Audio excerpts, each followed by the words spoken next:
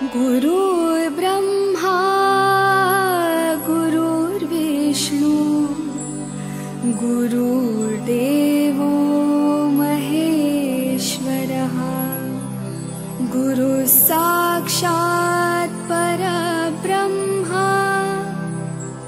तस्मै श्री गुरवे नमः। तस्मै श्री गुरवे नमः। हरे कृष्ण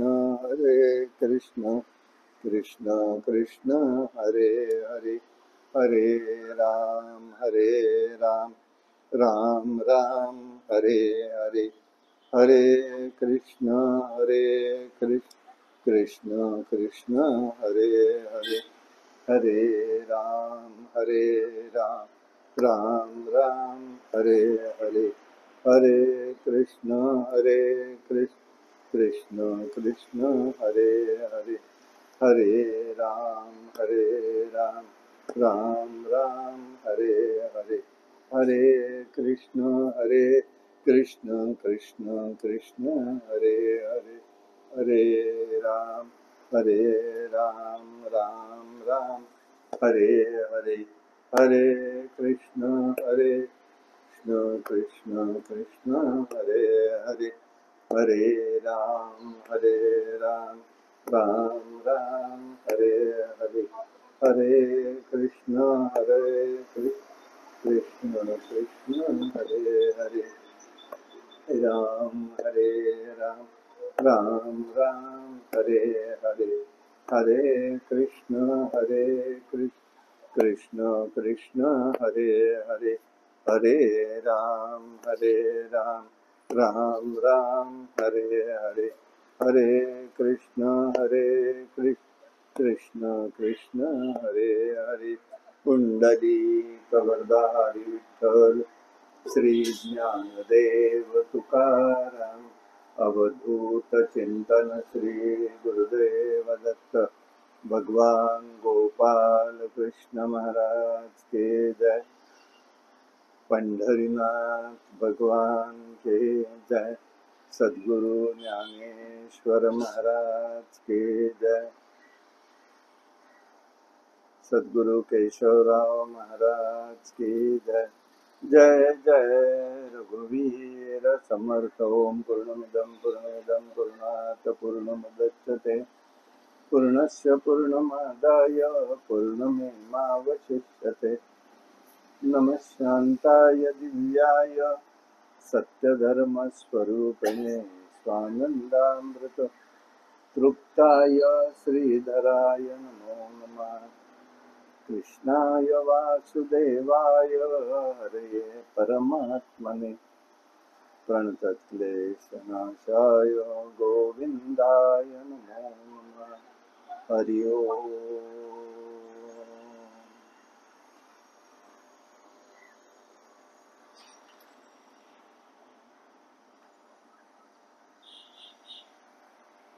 अनन्याश्चिन्तयन्तो मां ये जना पर्युपासते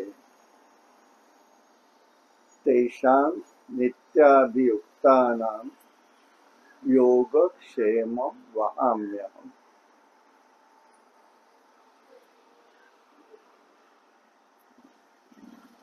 ऐसे अनन्य गति के चित्ते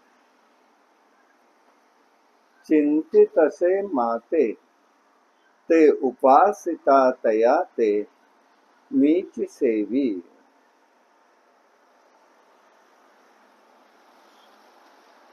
केशवराव देशमुख महाराज यांच्या पुण्यतिथी उत्सवाच्या निमित्ताने ही प्रवचन सेवा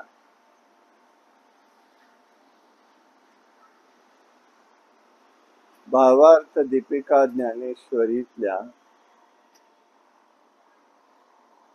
9व्या अध्यायातील 22व्या श्लोकावरती माऊलींनी जे विवेचन केलंय त्याचं चिंतन आपण करतोय। श्लोक असा आहे, अनन्याश्चिंतयन्तो मां। ये मां ये जना पर्युपासते तेषां नित्याभियुक्तानां योगक्षेमं वहाम्यहम्.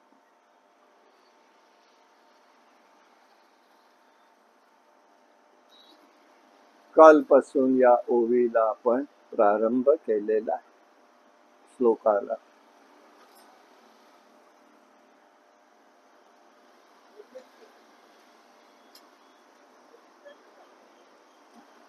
या श्लोकामध्ये आपण असं कालपासून बघतोय 3 गोष्टी दिसून येतात. एक म्हणजे अनन्यता, चिंतयाम, आणि असा जो भक्त आहे त्याचा योगक्षेम मी पाहत असतो.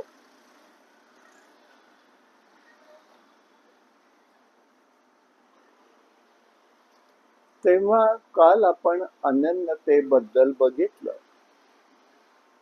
माऊलींनी जो काही विचार व्यक्त केलेला आहे भावार्थ दीपिकेमध्ये त्याचंही आपण काल चिंतन केलं. आज चिंतयाम या विषयाकडे पाहणार आहोत.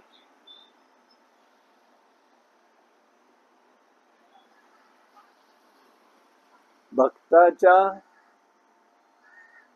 विषयी भगवंताबद्दल असलेल्या या 2 गोष्टी फार महत्वाच्या आहेत. अनन्यता आणि चिंतया. अनन्य चिंतन हा एक शब्द म्हणू शकतो, परंतु इथे आपण एक विचार करतोय, तो दृष्टी आहे विचाराला, की अनन्यता भगवंतांनी वेगळी धरली, माऊलींनी सुद्धा वेगळी धरली आहे. अर्थ त्याचा विचार. मग चिंतयाम काय? तर भक्ताच्या ह्या 2 बाजू आहेत. एक नाण्याच्या बाजूला अनन्यता आणि दुसऱ्या बाजूला चिंतन. प्रत्येक जीवाच्या ठिकाणी भगवंतानी काही ना काही गोष्टींचं एक स्वरूप ज्ञानासाठी आवश्यक तो भाग दिलेला असतो. जसं मनुष्याला 3 गोष्टी महत्वाच्या दिलेल्या आहेत. ती उपकरणी आहेत भगवंतांनी दिलेली. खरं म्हणजे कशासाठी आहेत? त्याला जाणून घेण्यासाठी, भगवंताला जाणण्यासाठी आहेत, आपल्यासाठी नाहीये. जेव्हा जीव दृष्टीने तिकडे बघतो तेव्हा मनुष्य हा विषय लोलुप होतो. पण जेव्हा तो भगवंताच्या दृष्टीकडे जातो, विचारात जातो, तेव्हा त्याला प्राप्त करून घेण्याची गोष्ट अनुभूतीस येते. म्हणून 2 गोष्टी वेगळ्या म्हणतात. म्हणजे अनन्यता जी आहे ती बाह्य दृष्टीने झाली, बाह्य दृष्टीने. आणि चिंतयाम हे अंतर्गत मनामध्ये, अंतर्गत गोष्टीत आलं, म्हणून त्याला मन बुद्धी चित्ताचा संबंध आहे. मन आहे, बुद्धी आणि चित्त. चिंतन आहे. चित शब्दावरून चित्त आणि चैतन्य हे 2 शब्द निर्माण झालेले आहेत. चित शब्दावरून. मग हे आहे कुठे? ते कसं? ते स्वतंत्र प्रकरण ते पाहावं लागेल आपल्याला. योग वासिष्ठामध्ये तो सगळा विषय आलेला आहे. प्रत्येकाची स्थानं आलेली आहे, प्रत्येकाचं कार्य आलंय. म्हणजे अंतर मनामध्ये, अंतर इंद्रियांमध्ये ज्या गोष्टींचा विकास होतो त्याचा विचार आहे. भगवंत म्हणतात नुसतं बाह्यांगाने मी भगवंताचा विचार करतो इतकं म्हणून चालणार नाही, मी अनन्य आहे. पण मन बुद्धी चित्त बघा तुम्ही, ज्या वेळेला त्यांनी यज्ञ संकल्पना मांडल्या तेव्हा दोन गोष्टी मांडलेल्या आहेत भगवंतांनी. आत्मसंयमन म्हणताना बाह्यांगानी एक आणि इंद्रियांच्या माध्यमात, मग इंद्रिय कुठली की बाह्य अंगाची एक झाली. पण अंतर्मनामध्ये जी काही इंद्रिय आहेत, मन बुद्धी चित्त, त्यालाही संयमन पाहिजे. नाहीतर काय होतंय, इंद्रिय संयमन आम्ही करू पण आम्ही हिते बसून पुन्हा आमचं अंतर इंद्रिय हे सरळ सरळ दुसरीकडे हिंडत असत. जप चालतो एका बाजूला, पण मन बुद्धी आता दोन्ही आहे. चिंतनात जर चित्त नसेल तर ते नामस्मरण परिपूर्ण होऊ शकत नाही. मग आम्हाला इतके आयुष्यभर आम्ही रामनाम घेतोय, रामकृष्ण हरी म्हणतोय, मग अनुभव काय येत नाही? अनुभव काय येत नाही? हे जे चिंतन आहे त्याला अधिक महत्व आहे. आणि म्हणून माऊलींनी तिथे वर्णन करताना सगळं ऐसे अनन्य गतिके माऊलीच भेद करताय. अनन्यता कोणती होती? पै सर्व भावे उखिते वे बोपिले मद चित्ते तैसा गर्भ गोळू उद्यमाते कोणाही नेणे. जसं गर्भस्थ जीवाला स्वतंत्र काहीही करता येत नाही, तस माऊली म्हणतात हा गर्भगोळा काही करू शकत नाही, त्याचं सगळं अवलंबून मातेवर आहे. त्याच्या सगळ्याच गोष्टी या अवलंबून मातेवरती आहेत. तो अनन्य आहे. कोणावर? मातेशी. हे भगवंताच्या विषयी होणं, अनन्यता, हे फार महत्वाचं आहे. बर मी ते करू शकेन म्हंटल तर, पण मग बाकी कुठे गेला विषय? आणि तिथे मी केलं ते माझे आणि यासाठी महत्वाची गोष्ट काय येते ह्याच्यामध्ये, मन बुद्धी चित्ताच्या विषयातनं आम्हाला अखंडपणे त्याचं चिंतन घडतंय का, भगवंताचं चिंतन होतंय का, याला अधिक महत्व आहे. किंवा असं म्हणून त्यालाही महत्व आहे. नाही तर आम्ही इंद्रिय दमन केलं, विषयापासून अलिप्त राहिलो, पण मनाने तिथे पोचलो. मग खाण्याचा विषय असेल, जिव्हेचा विषय असेल, ऐकण्याचा विषय असेल. आता बघा, या कर्णपिशाच्यांनी लोकांना असं काही वेड लावलेलं आहे मोबाईलने. लहानापासून थोरापर्यंत सगळे जणांच्या हातात कुठेही बसो टॅक टॅक टॅक चालूच राहत. ऐकतोय का? ऐकतोय. काय ऐकलं माहिती नाही. मग काय करत होतात? लक्ष मोबाईल मध्ये होत. म्हणून दोन्हीकडनं आत्मसंयमन घडलं पाहिजे, हा महत्वाचा विषय आहे. आणि तिथे ते सांगताहेत की बाबा रे, भक्त जो एक असतो तो निष्ठावान जो झालेला असतो, तो भगवंताचं गुण प्रभाव तत्व आणि रहस्य हे समजून घेतो. ऐकणं वेगळं, समजणं वेगळं. दोन्ही गोष्टी वेगळ्या आहेत. एकावर नाहीये. ऐकलं ऐकलं, समजलं का?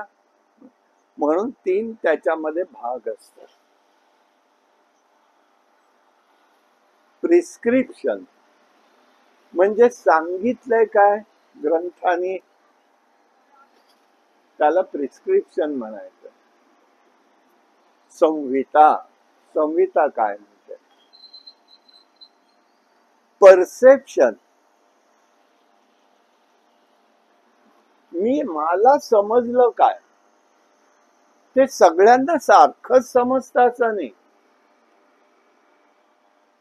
मग सगळेच विद्यार्थी आता 100% गेले असते? गेले नाही आहेत सगळे. का गेले नाहीत? कारण मला काय समजलं हे प्रत्येकाचं वैयक्तिक आहे आणि त्याला म्हटलेलं परसेप्शन. मला काय समजलं, आणि हे सगळं झालं, पण त्याची मी अंमलबजावणी करू शकतो का, आचरण करू शकतो का, त्याला म्हटलेलं आहे प्रॅक्टिस. प्रॅक्टिस मला काय झाली, मी काय करू शकतो? समजलं, सांगितलं, मला समजलं आणि मी त्याचा अनुकरण केलं किंवा प्रॅक्टिस ठेवलं का, पाहिलं का, याला महत्व आहे.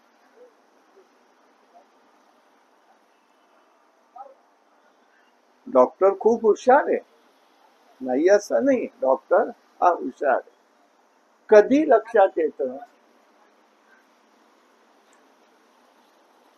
त्याचा अनुभव पेशंटला येतो तेव्हा, आणि तो अनुभव येण्यासाठी त्याला अनेक दिवस प्रॅक्टिस करावी लागते.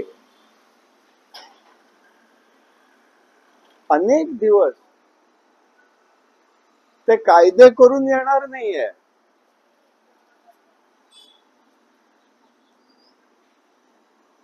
परवा आपण केस पाहिली आहे दिनानाथची. मुळात काय आहे याचा विचार कोणी करायलाच तयार नाहीये. मग यात दोषी कोण आहे खरं म्हणजे, याचा विचार व्हायला पाहिजे. तुम्हाला दिलेलं आहे, तुम्हाला डायग्नोसिस सांगितलेलं आहे, तुम्हाला माहिती आहे, आणि तरी सुद्धा आम्हाला ते पसंत नाही म्हणून दुसरीकडे जाता.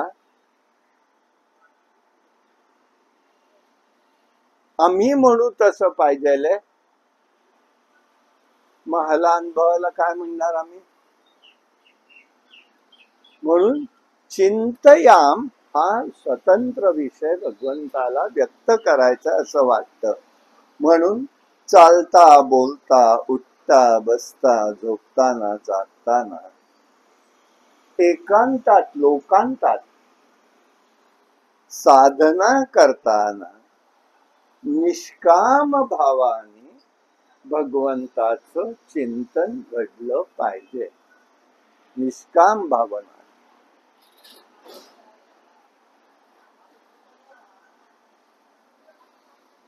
मग पहिल्यांदा काय आहे ते माहितीये का?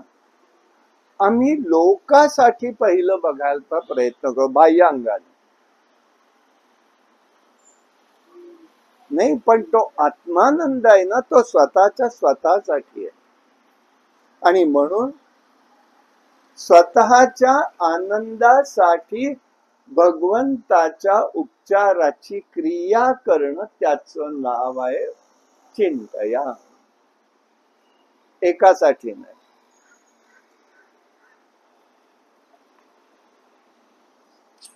बघा, आनंद आश्रमामध्ये जुनी गोष्ट आहे, विष्णू नावाचा वॉचमन होता.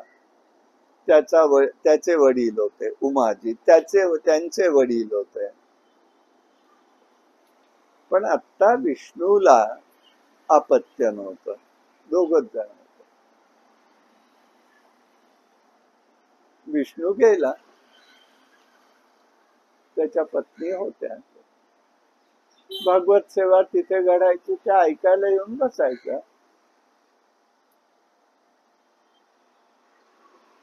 एकट्याच. देवाची सेवा करायची, तुमचे प्रवचन ऐकायची, कीर्तनाला येऊन बसायच्या. काय त्यांना समजलं भागवतात मला माहिती नाही, पण त्यांनी पांडुरंगाचा फोटो, कृष्णाचा फोटो असं दोन्ही ठेवून दिले स्वतःजवळ. आणि रोज रोज आता शब्दच गेलेले लोकांच्या जेवणातनं, डावी बाजू उजवी बाजू व्यवस्थित करून देवाला नैवेद्य समर्पण करायचा,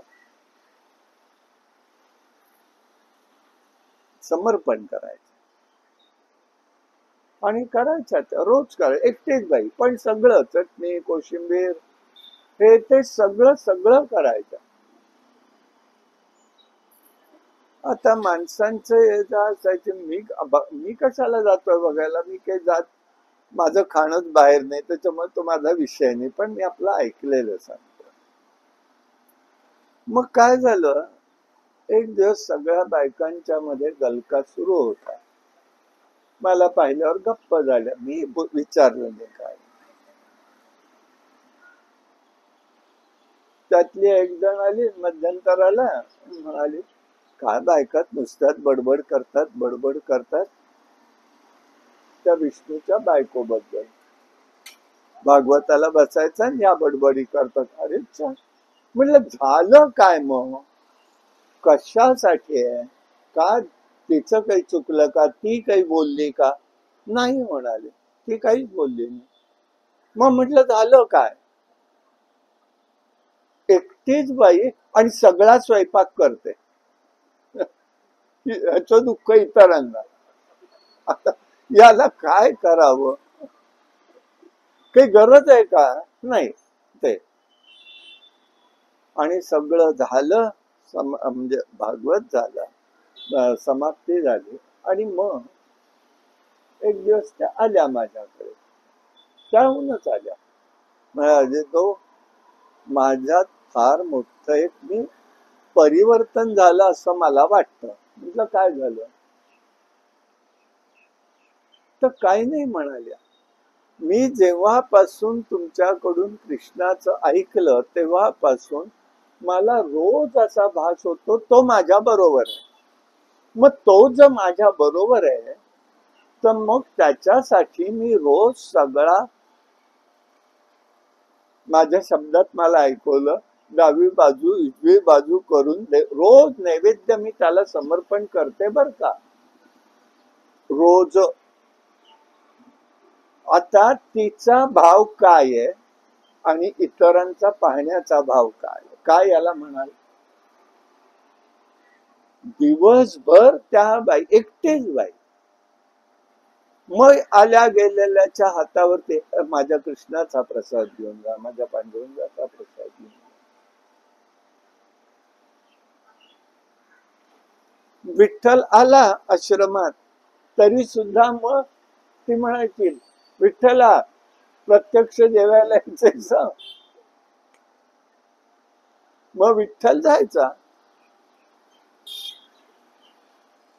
धन्यता वाटायची त्याला सुद्धा, तोही वर्णन करायचा, हा भाव आहे. मग त्याला म्हणायचंय चिंतया. ज्या भावामध्ये भगवंताचा अंश मिश्रित होऊन जातो ते चिंतया. ज्या चिंतनामध्ये भगवत भाव मिश्रित असतो ना ते चिंतया. आणि म्हणून माऊलींनी सांगितलं, अनन्य जो आहे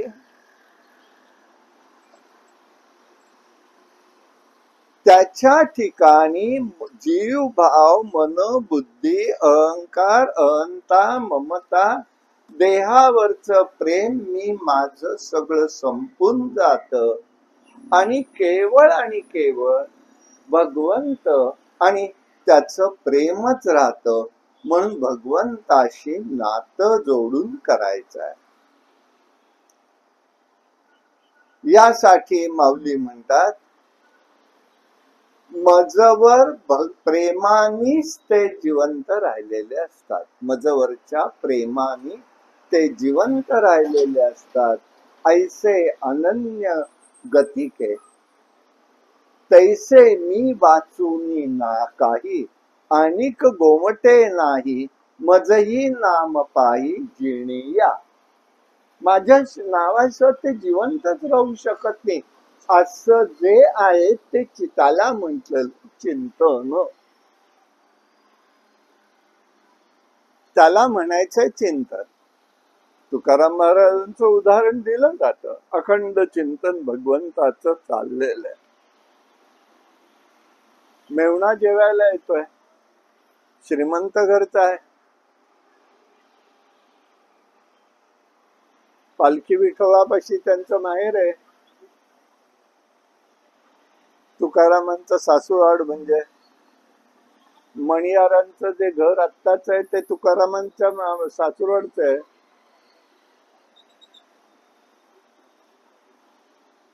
माहिती म्हणून सांगतोय. आणि जेवायला आला भाऊ, मग हळूच सांगते, आजच्या दिवस तरी घरी या जेवायला, मला भाकर घेऊन यायला लावू नका, भाऊ आलाय माझा जेवायला. बरं म्हणाले, आले वेळेला आले. अगदी आले ते आले आणि परत म्हणते देवानी माझं ऐकलं, त्यांना लवकर येण्याची बुद्धी झाली. तुकाराम महाराज आले, जेवायला बसले, दोघांनी जेवण केलं, व्यवस्थित जेवलं. आणि दुपारी विश्रांती भाऊ घेऊ लागला, तेही तिथेच थांबले विश्रांतीला. आज काही भंडाऱ्यावर लगेच दुपारी गेले नाही. आणि पत्नी जेवायला बसल्या, जिजाऊ माऊली बसल्या आणि पहिला घास खाल्ला तो आमटीमध्ये मीठच घातलेलं नाही. भडकल्या, कधी नवत माझा भाऊ आला आणि त्याला मी आळणी घातला, तुमचं काय. आता मला शब्द नाही काढतायत, मी बोलत नाही, काय सांगायला बिघडत होतं का, त्याला तसं खायला लागलं, असं झालं होतं का म्हणाले. मला काय झालं म्हणाले, विठ्ठल नामानी सगळंच गोड जा लागतं ग, मी काय करू आता. हे चिंतया, याचं नाव चिंतया. अखंडित राहावे ऐसे वाटते पायी, असो नसो भाव आलो तुझी या द्वारा, परिसावे विनंती माझ्या पंढरी जाय. माझा भाव काय आहे इकडे लक्ष दे. मला वाटतंय खरं की तुझ्या पायाशी अखंड राहावं, हे चिंतन आहे. आणि म्हणून त्याला त्यांनी म्हटलेलं आहे, या ठिकाणी त्याच्या ठिकाणी काय होऊन बसत. काल आपण भागवतातल्या ऋषी पत्नींचं उदाहरण पाहिलंय. म्हणून राजा परीक्षित विचारतोय, काय त्या ऋषी पत्नींचं भाग्य, कोणते संस्कार होते म्हणून त्यांना हे असं प्राप्त होऊ शकलं, भगवंताचं स्वरूप त्यांना समजू शकलं, भगवंतानी त्या गोपीला ऋषी पत्नीला आपल्या हृदयात समावून घेतलं. भगवंताच्या चिंतनामध्ये तिने देह सोडायचा ठरवल्याबरोबर सुटला गेलेला आहे. हा देह तुमचा आहे, तुमचा तुम्हाला लकलाभ राहो, मीही चालले त्याला भेटायला. हे जे आहे असं चिंतन घडलं पाहिजे. भगवंताला म्हणायचं खरं, अनन्या चिंतयंतो माम ये जना परी उपास. लोकांमध्ये अशी उपासना घडली पाहिजे. मग त्या ऋषी पत्नींवर कोणता संस्कार होता. गोकुळ वृंदावनातल्या गोपिका जेव्हा जायच्या मथुरेला, तेव्हा पाणी प्यायला आश्रमात थांबणाऱ्या या गोपी त्यावेळेला ऋषी पत्नी त्यांच्या भोवती बसत असत आणि त्या कृष्ण लीला सांगत असत. आणि त्या लीला ऐकून ऐकून त्याचं चिंतन त्यांनी इतकं केलेलं होतं की भगवंताला मनात असं वाटलं आज त्यांना आपण भेटायला जावं, त्यांच्याकडे अन्न मागून घ्यावं. चिंतनाचा लाभ, अखंड चिंतन आहे. काय मिळालं? देव आले घरी, भगवंत घरी आलेला आहे, आश्रमात आलेला आहे. म्हणून माऊली वर्णन करतात, दुडीवरी दुडी गवळणी गवळण घोरस म्हणो विसरली, गोविंदू घ्या कोणी दामोदरू घ्या रे.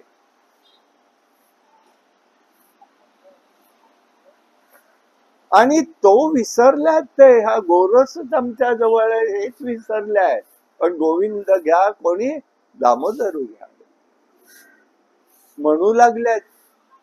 माऊली फार सुंदर वर्णन करतायत ते. हे आम्हाला कधी साधलं हे चिंतन, त्याचा संस्कार त्यांच्या मन बुद्धी चित्तावरती झाला आणि तिघांमध्ये एकच भावना दृढ झाली की त्या भगवंताच्या ठिकाणी रमण म्हणतच नाही मी त्याला, रमण ही क्रिया वेगळीच आहे.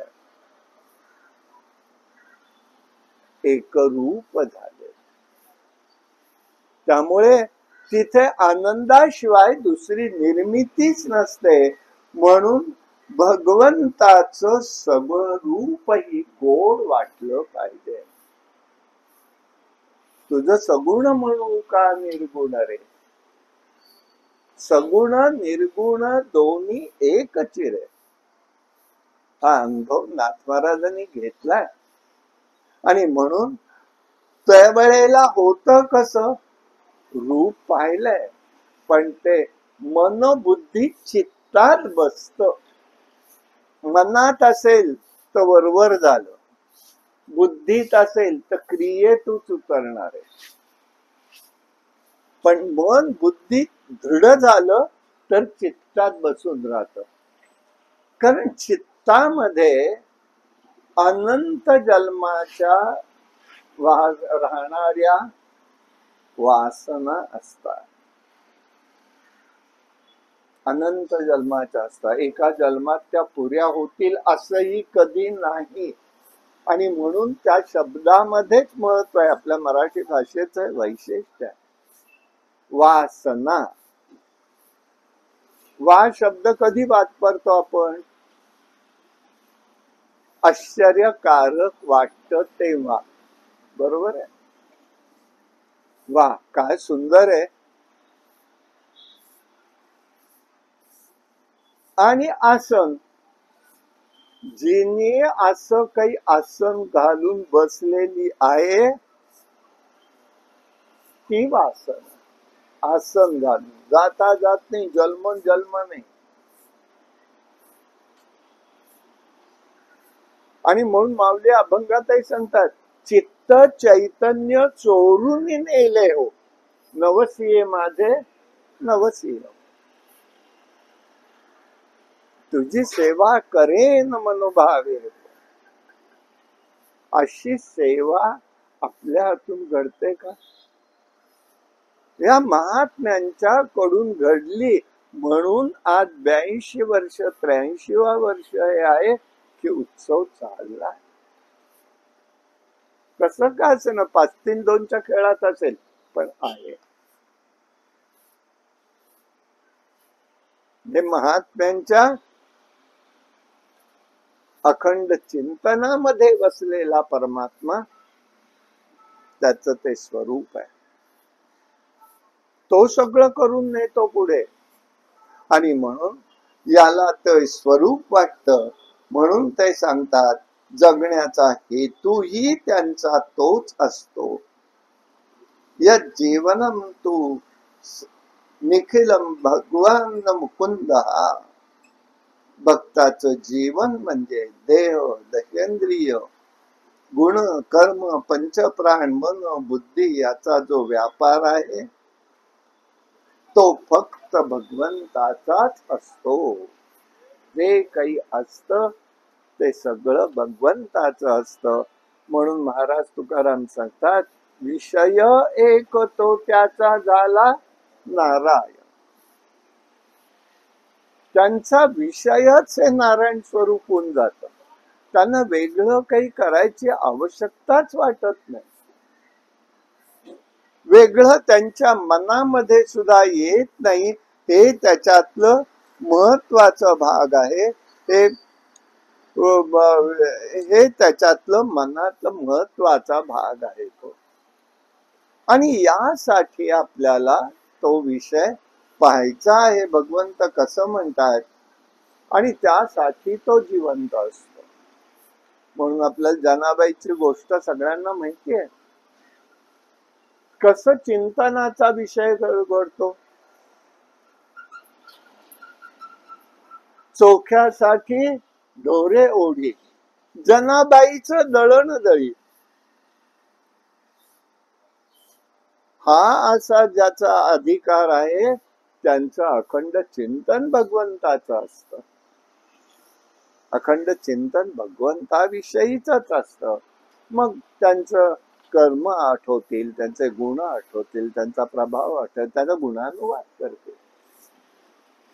पण मग त्याचा परिणामही होतो तसा. जेव्हा उत्तरेकडे ही सगळी मंडळी गेलेली होती,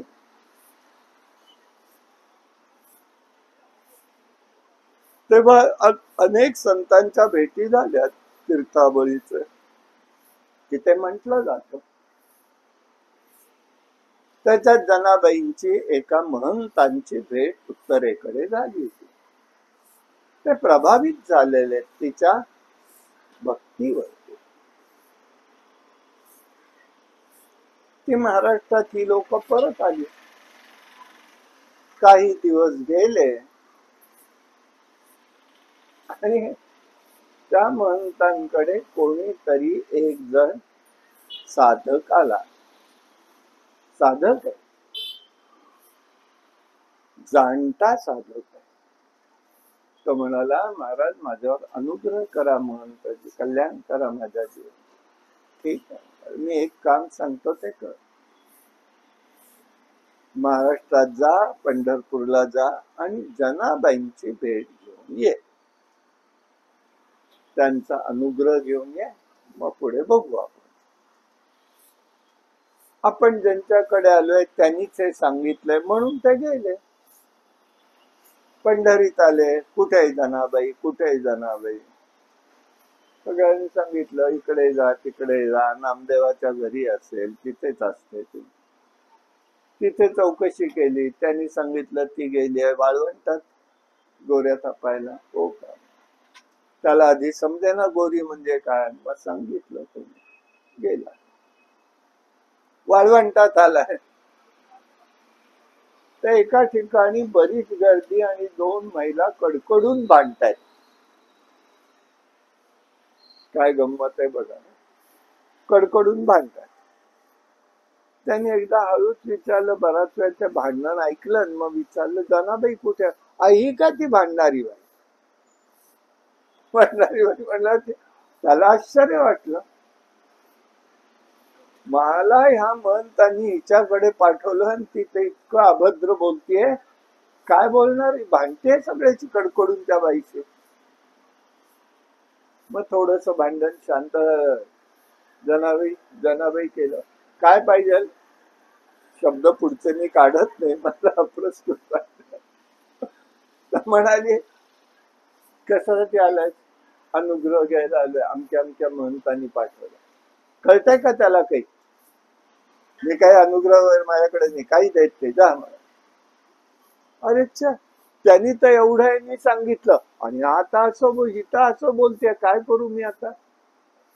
शेवटी थांबला. ती गेली, तिच्या मागे मागे गेला, घरी आले. आला का तू इकडे परत? मग काय करू म्हणाले. त्यांनी सांगितलं म्हणजे मला आलंच पाहिजे. हो काय म्हणाली, असं सांगितलंय का, मग एक काम कर म्हणाले. त्या मगाशी भांडणारी बाई होती, तिने माझ्या गोऱ्या घेतल्या, त्या माझ्या गोऱ्या तिच्याकडनं आणून दे मला, मग मी बोलते तुझ्याशी कोणी. हा विचारात पडला. गोरी सगळ्याची सारखी, शेणाची गोरी, तिच्या इताच्याच हिच्या इताच्या. मग त्यात मी हिची गोरी कशी आणायची. गेला त्या बाईला विचारलं, की अशीच भानकोर आहे, अमुक आहे तमुक आहे, आता तुला पाठवलं काय म्हणाले, ये बघ हा ढीक, काय असतील त्या तिच्या घेऊन जा.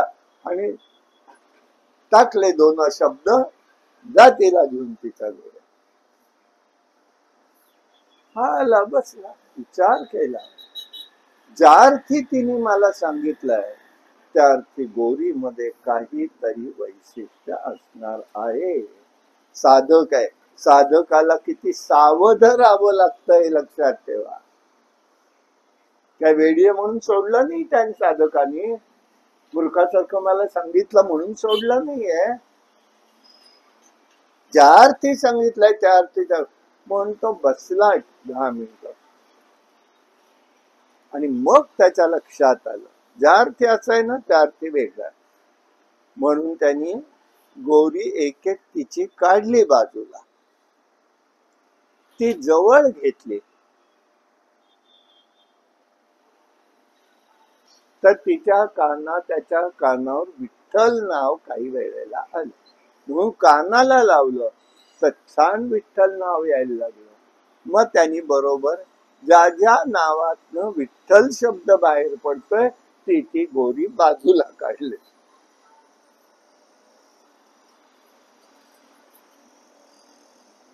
आणि त्या बाईला सांगितलं, बाई ह्या तुझ्या गोऱ्या इथे ठेवल्या, तिच्या गोऱ्या घेऊन जातोय. कळल्या तुला, कळालं म्हणाला. त्यांनी उघड नाही केलं. आणि मग त्यांनी तो गोऱ्या घेतल्या आणि त्या गोऱ्या घेऊन जनाबाईला दिल्या. त्या गोऱ्या घे म्हणाले तुझ्या. कशा ओळखल्यास, त्याच्यातनं विठ्ठल नाव येत आहे, तुझा अधिकार आहे म्हणाले. मग त्याच्यावर अनुग्रह केलेला आणि मग तो परत गेलाय तिकडे. तो शेवटी महंत झालेला. चिंतयाम, अखंड भगवंताचं चिंतन चाललेलं आहे. आमच्या क्रियेमधनही भगवंत प्रगट होतो, आमच्या क्रियेमधनही भगवंत प्रगट व्हायला लागतो. म्हणून भगवंत म्हणतात अनन्यश्चिंतयन्तो माम अन्यन्यताहि बहिरंगानी आणि चिंतयाम अंतरंगानी. दोन्हीची एकरूपता हवी आहे.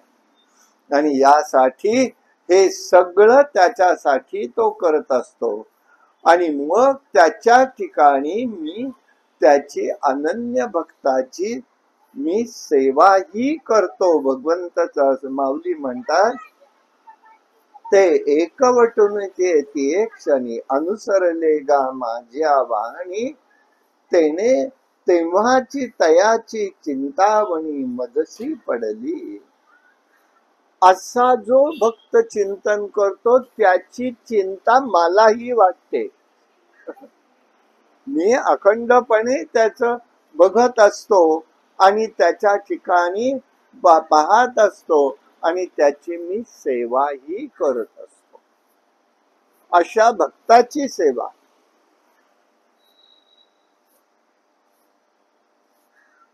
ही घटना, ह्या गोष्टी हा ज्याचा त्यालाच अनुभव घ्यावा लागतो. पण ज्याला अनुभव घ्यायचा आहे त्यांनी ह्या अशा गोष्टींचा अनुभव येणाऱ्या साधकांच्या बरोबर राहिलं तर तो अनुभव त्यांना सुद्धा येऊ शकतो. हाही भाग आहे त्याच्यातला. ती कधी होते, अनन्यता, अनन्य चिंता. आणि ही अनन्य चिंता जी आहे ती अशी आहे, चिंता सहज गंमत म्हणून सांगतो. आमचा सर्वेश मोठा मुलगा मेडिकलला होता, जायचं होतं, म्हणजे 12वी झाला, 94% मार्क, पण प्रवेश मिळायला पाहिजे तिथे नाही. आता काय करायचं, काय प्रश्न वेगवेगळे यायला लागले. त्या राऊंड होत्या, त्याच्यात मायनस सिस्टीम होती. परीक्षेला सीईटीला पहिले 2 वर्ष मायनस सिस्टीम होती, आणि त्या ह्याच्यात हाच सापडला. आणि मला माहितीचे लोक परिचय असल्यामुळे सांगितलं की बाबा तुम्ही शेवटपर्यंत मिळेपर्यंत आपल्याला तिथे राऊंडला येत जायचं दर महिन्याला. 15 जेव्हा जेव्हा राऊंड असेल तेव्हा. तो सेंट विन्सेंट मध्ये चर्च घेतला मुंबईला. मग दरवेळेला मीच जायचो. दोघं कुठे जाणार, आणि नाही तर त्याला तो एकटा जाऊ शकत नव्हता, एकटाच होता, म्हणजे लहान होता त्या मनाने. आता एकदा तयारी अशी आली शेवटचाच राऊंड की गाणगापूरची पूजा, तर वैकुंठ चतुर्दशीची आमची पूजा, आणि त्या दुसऱ्याच दिवशी राऊंडची तारीख आणि शेवटचा राऊंड. आता जाणार कुठे आधी? बरं, शिथून तिथे पोचायचं कसं? सगळंच अजांत्रिक. बरं, आम्हाला काहीच माहिती नाही, मुंबईची तशी नाही. आता जेव्हा जायचो तेव्हा सिंहगडनी जायचं, चर्चगेटला उतरायचं, तिथून तिथे जायचं, पुन्हा यायचं, 1, 1.5, 2ची गाडी जी मिळेल त्यांनी पुण्याला परत. जातोय कशाला येतोय काहीच माहिती नाही. आणि एक नाही, लहानपणापासून ऐकलेलं मुंबईची लोक लबाड असतात, म्हणजे भीती मनामध्ये, पण नातेवाईक कोणी नाही. त्याच्यामुळे आम्ही आपलं घाबरून जायचो आणि घाबरत परत यायचो. आता पूजेचं जावं का राऊंडला जावं? आता नाही राऊंडला जायचं त्याच्या आयुष्याचा प्रश्न, आणि नाही जावं तर आपल्या पूजेतलं अंतर, हे कसं करायचं? शेवटी निर्णय केला, सर्वेश तू आणि मी दोघंही आपण पूजेला जाऊ. जाऊ, बघू पुढे काय मार्ग मिळतोय तो. आणि आम्ही आपले गेलो. जाण्यापूर्वी फोनाफोनी, तेव्हा मोबाईल नव्हते, पण फोनावरती बोलणं केलं होतं. मग तिथे गुरुजी म्हणाले काळजी करू नका, बघू आम्ही काहीतरी, तुमचं स्वामी करतील प्रयत्न, या तुम्ही आधी पूजेला या, पूजा तुमची टाळू नका. बरं, गेल्या गेल्या विचारलं बाबा उद्याला मुंबईची व्यवस्था काय केली? लगेच ते बसले, ते काय कॉम्प्युटरवर पाहिलं, झाली म्हणेल 2 तिकिटाची व्यवस्था. ही काय भानगड म्हटलं. अहो आहे आता सोय अशी आहे, त्यामुळे गुलबर्गा ते चर्चगेट असं त्यांनी मला तिकीट रिझर्व करून दिलं. आणि बसा तुम्ही म्हणाला गाणगापूरला, पण गुलबर्ग्यापासून तर कोटा होता, 4ला गाडी आहे. बरं म्हटलं, मग आवरून, कारण 3 दिवसाचा आमचा कार्यक्रम. मग आता इलाज नाही, गुरुजी म्हटलं पुढलं तुम्ही करा, आम्ही जातो. मग सगळं तिथलं आवरलं, पूजा आवरल्या, नैवेद्य आवरलं, काय देणं घेणं करायचं ते आवरलं. जो लगेचच्या लगेच प्रसाद घेऊन आम्ही परत स्टेशनवर आलो. दोघंही गाडीत बसलो. पुणे येईपर्यंत वाटलं नाही, रात्री 12ला पुण्यात झाली गाडी रिकामी. दोघे समोरच्या बर्थवरती. तेवढ्यात पुण्यामध्ये एक माणूस वर आला.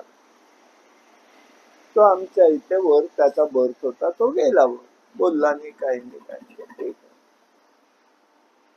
आणि आपली दोघांचा विचार सुरू, काय रे सर्विस काय करणार? आता आपण गेलो, थांबायचं कुठे, बसायचं कुठे, कोणी फसवलं तर काय करायचं? आम्हाला लॉज आणि याची माहिती नाही, त्यामुळे आम्ही त्या भानगडीत नाही. कुठे उतरायचं, काय करायचं, आवरायचं कसं, जायचं कुठे, एकमेक सारखं तासानी, अर्धा तासानी, पाऊण तासानी विचारणं चालू. दोघे टक्क जागे. 4 वाजता उतरलो. उतरल्यावरती तो जो वरचा माणूस होता तो भोवती भोवती फिरायला लागला. आम्हाला भीती वाटायला, म्हटलं काय भानगड आहे, आपला परिचय नाही काही नाही, हा का असा भोवती भोवती. पण मग म्हटलं सर्व असं करू, काय व्हायचंय ते होऊ दे, आपण आता इथेच थांबून उजाडलं की त्या कॉलेजमध्ये जाऊ, म्हणजे उजाडलं की कळेल. बसलो तर तो माणूस आला. काहो काळजी करू नका, तुमचं बोलणे मी ऐकले, तुम्हाला अमक्या ठिकाणी जायचंय की नाही. मी तुम्हाला एक जरा सांगू का, मी पुण्यातला आहे, मी मुंबईत बदली झाली म्हणून इकडे आलो, एकटाच आहे, मला गव्हर्नमेंटची क्वार्टर आहे.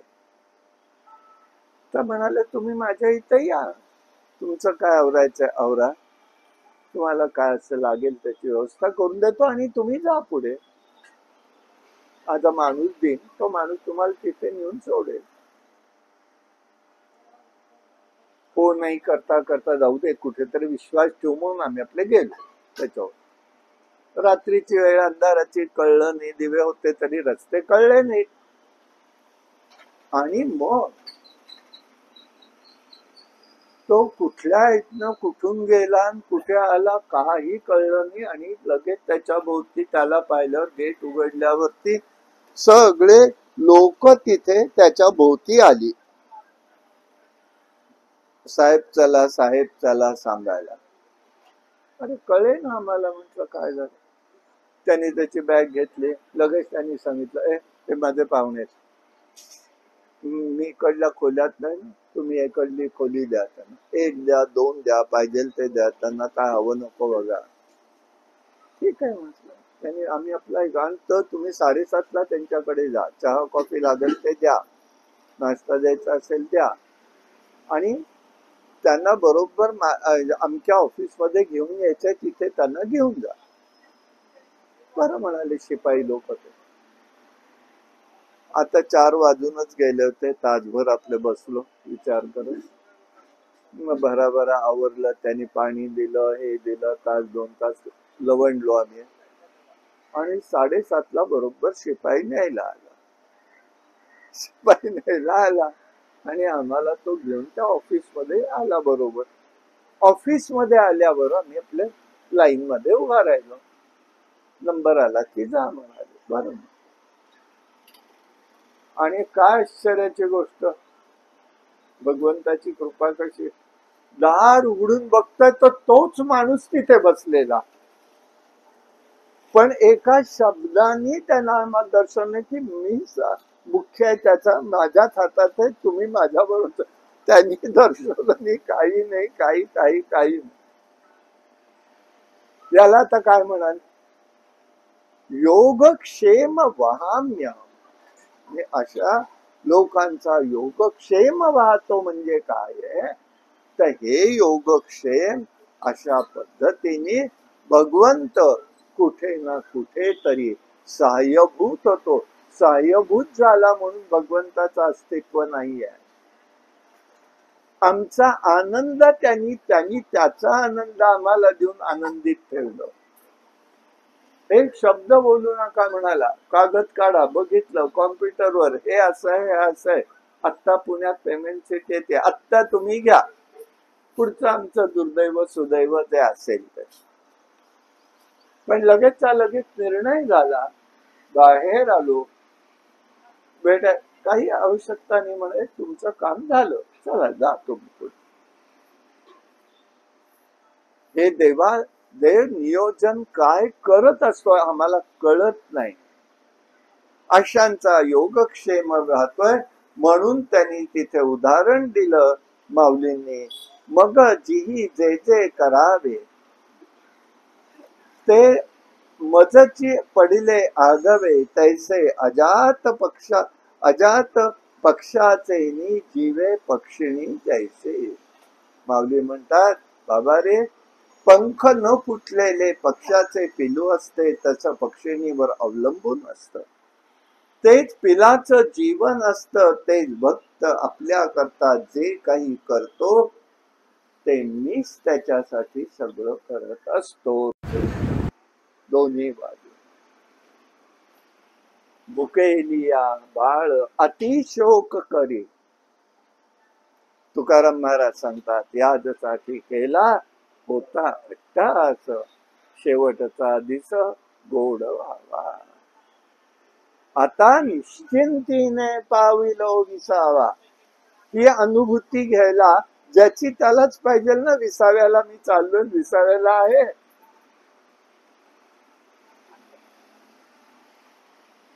आणि मग ते म्हणतात, आपल्या करता जे ते तोच करतो. वास्तविक भगवंत जिथे प्रेम नसतं त्याला भगवत प्रेमाची अनुभूती येत नाही.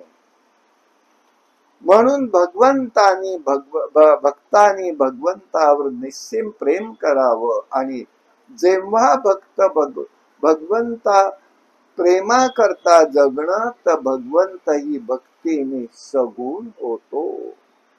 भगवंत परमात्मा हा सगुण होत असतो, हे लक्षात ठेवा. भक्ताच्या भावासाठी तो सगुण होत असतो. जसा त्याचा भाव आहे तसा तो सगुणही होतो. आणि म्हणून माऊली म्हणतात, माऊली असं म्हणतात, आपुली तहान भूक नेणे, तानिया निकेते माऊलीसी करणे, तैसे अनुसरले जे मज प्राणे, तयाची काही येसी न रजेनी. लहान मूल आपली तहान भूक जाणत नाही, त्याची चिंता आईला करावी लागते. तेव्हा ते भक्त मला सर्वस्व अर्पण करतात, उपासना करतात. त्यावर मी त्यांचा इतकंच प्रेम मला माझं दिलं जातं. म्हणून आपली प्रार्थना भगवंताला काय असावी? प्रार्थना म्हणा, विनवणी म्हणा, किंवा काही म्हणू नका, पण एक भाव तरी असला पाहिजे. तुझे भक्ती सुख द्यावे मज प्रेम. मी नाही प्रेम करते, भगवंता तुझं भक्ती सुख म्हणून जे काही आहे ना, तुझं प्रेम आहे ना, ते मला तू दे. जडो तुझे नाम माझे मुखे. हे आपल्याला होण्यासाठी ह्या दोन भावाचा अधिकाधिक विचार झाला पाहिजे. हा महत्वाचा भाग आहे. आणि म्हणून तहान भूक लहान मुलाला जाणवत नसतं, कळत नसतं, परंतु आईला चिंता करावी लागते. जे भक्त मला सर्वस्व अर्पण करतात, माझी उपासना करतात, तेवढंच मी प्रेम त्यांच्यावरती करत असतो. असा भक्त भगवंताला कधीही श्रम देऊ इच्छित नसतो. भगवंताला श्रम द्यायला भक्त इच्छित नसतो, हे लक्षात घ्यायचं आहे. आणि तो भगवंताकडे काहीही मागत नाही. म्हणून आमचे आचार्य असलेले भक्त प्रल्हाद, त्यांनी कधीही भगवंताला मागितलं. एकच सांगितलं शेवटी भगवान नरसिंहांना, की अरे बाबा, माझ्याकडे ना फक्त वासना मनात निर्माणच होणार नाही, चित्तात बसणार नाही. असंच करता आलं तर करा, काही निर्माण व्हायला नको. कुठे काय निर्माण होईल सांगता येत नाही. कोण कुठला जीव कशात गुंतून पडेल, गुंतून शब्द वापरताय, सांगता येत नाही. आणि म्हणून या निर्माण सुंदर का, म्हणून भगवंतानी यावं म्हणून प्रल्हादांनी नाव घेतलं का? नाही. नारदांच्या आश्रमामध्ये गर्भस्थ असताना सुद्धा जे नाम त्याला मिळालं, नारायणाचं, ओम नमो भगवते वासुदेवायचं, त्याचं अखंड चिंतन त्याच्याकडनं झालं. आणि तेच तो करत राहिला. पण भगवंत त्याला सोडवण्यासाठी येऊन त्याला सोडवत होते. भक्त प्रल्हादासाठी, भक्त प्रल्हादाला अपेक्षित नाहीये की नरसिंह खांबातनं प्रगट होणारे देव नाही, भगवंताला अपेक्षित नव्हतं. मग झालं कसं? त्याला विचारलंय, अरे जळी स्थळी काष्टी पाषाणी तो आहे तर या खांबात आहे का? तेव्हा तो सांगतो हो आहे.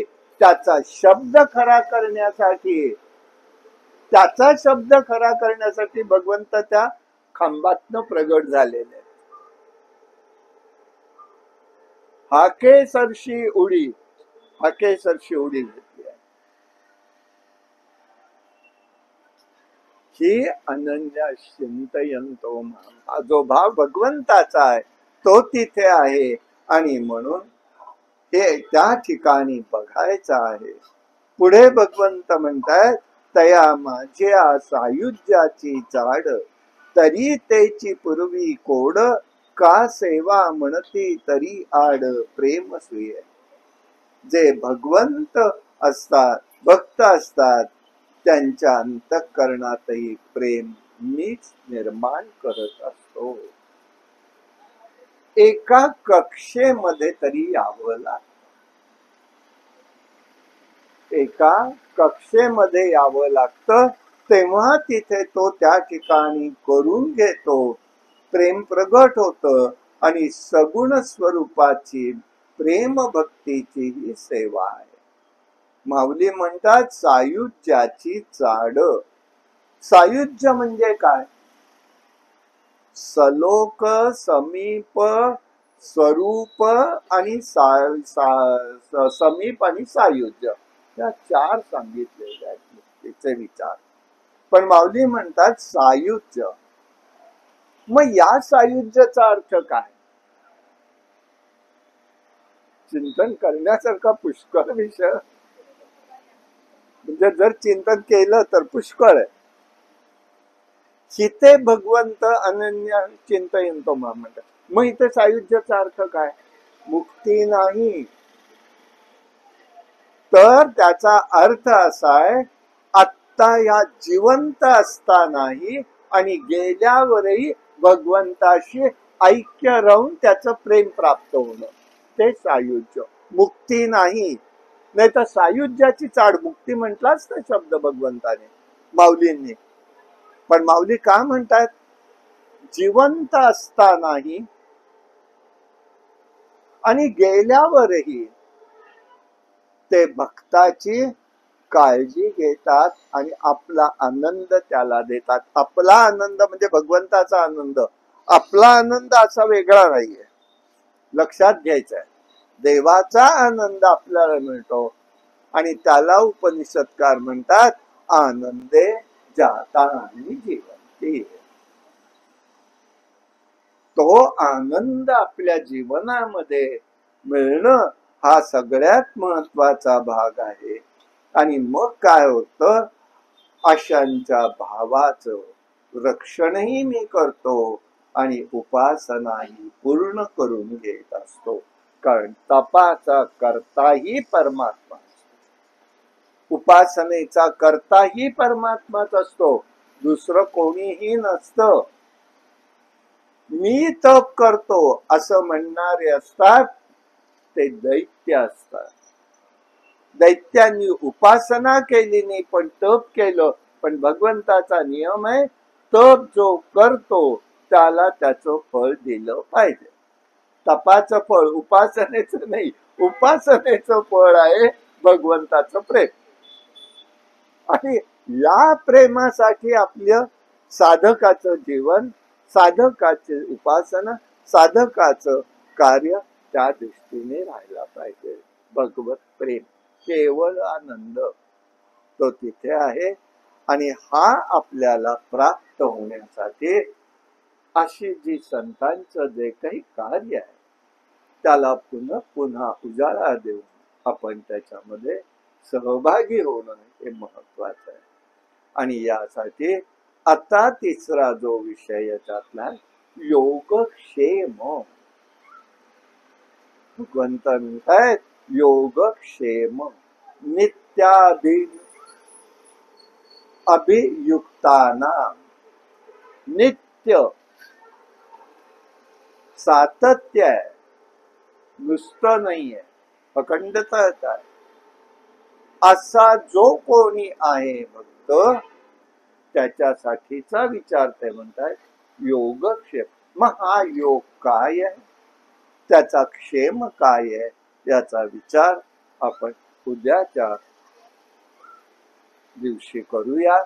उद्या पुण्यतिथी महाराजांची आहे. उद्या सकाळीच कीर्तन, उद्या सकाळी रुद्राभिषेक होईल महाराजांच्या समाधीला. दुपारी 10 वाजता, सकाळी 10 का 10:30 वाजता कीर्तन होईल आणि संध्याकाळी प्रवचन सेवा नेहमीसारखी होईल. परवाच्या दिवशी सकाळी 10 वाजता काल्याचं कीर्तन आणि मग प्रसाद यावं एवढं म्हणतो. आणि उद्या योगक्षेम आपण या ठिकाणी पाहूया. काये नवाच्या मनसेंद्रिये वा बुद्ध्यात्मना वा प्रकृती स्वभाव करोपि यद्यं सकलं परस्मै नारायणाय समर्पय. हरि ओम तत्सत्. विठ्ठल विठ्ठल विठ्ठल विठ्ठल विठ्ठल विठ्ठल विठ्ठल विठ्ठल. कुंडली कवरदारी विठ्ठल श्री ज्ञानदेव तुकाराम. अवधूत चिंतन श्री गुरुदेव दत्त. भगवान गोपाल कृष्ण महाराज, भगवान श्रीधर स्वामी महाराज के जय. सद्गुरु ज्ञानेश्वर महाराज के जय. जय जय रघुवीर समर्थ.